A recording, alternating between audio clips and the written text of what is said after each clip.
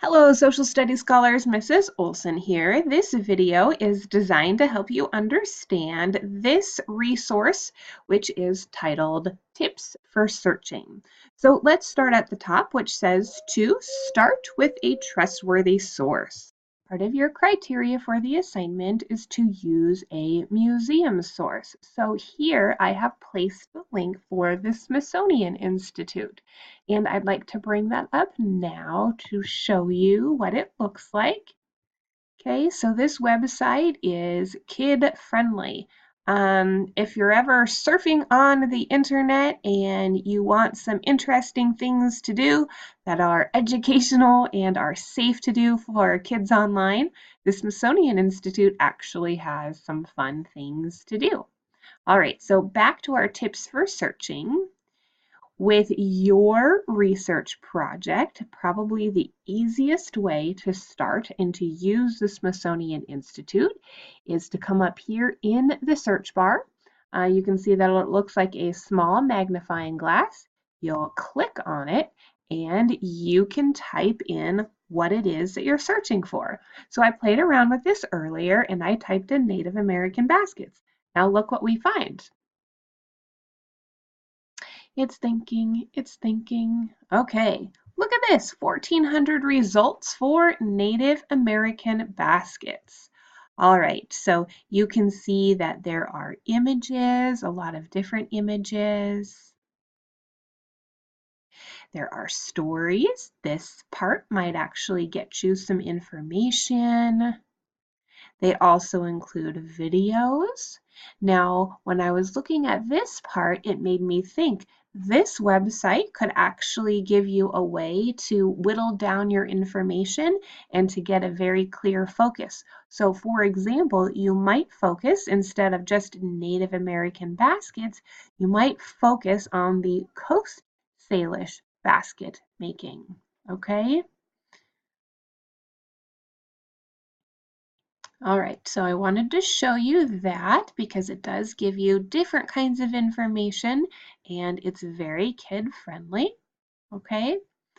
And the next one is American History for Kids.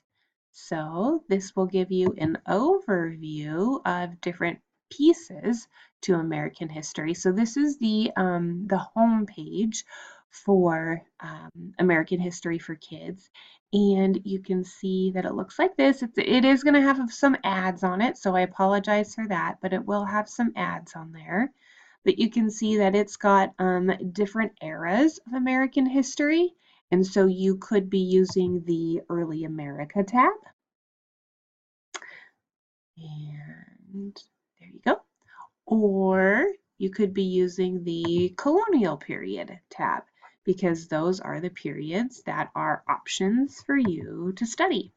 Okay, now back to our tips for searching. I also included another website, which is Colonial America, and it's actually another kid-friendly site, and it is a Discover publication. Okay, number 2. Actually, let's go back to this piece right here, which says you can always ask your teacher if you aren't sure. So please let me know if you are not sure about a website, if it is trustworthy or if it's reputable, or if you just need some help getting started or focusing on a specific subject, okay?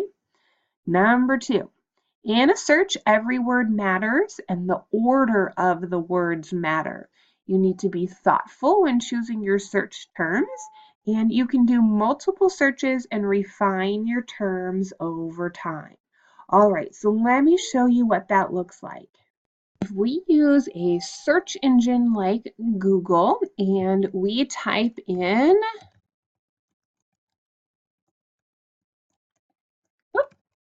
let's see what we get if we type in Native American baskets. First thing it does is to bring up images, so pictures. It brings up several websites, okay? And here's what I want you to be aware of, in that some of your searches are going to bring up shopping websites. You don't want to go to a shopping website because you are doing a research project. and it's probably not going to give you great information on Native American baskets for research. You might be able to pull photographs and images from those websites, but not give you great information. Okay, so here's another way that I want to type this in. What if we wrote history of Native American baskets? All right, so we actually saw some of these. It's going to bring up some student websites. The Burke Museum is actually located at the University of Washington.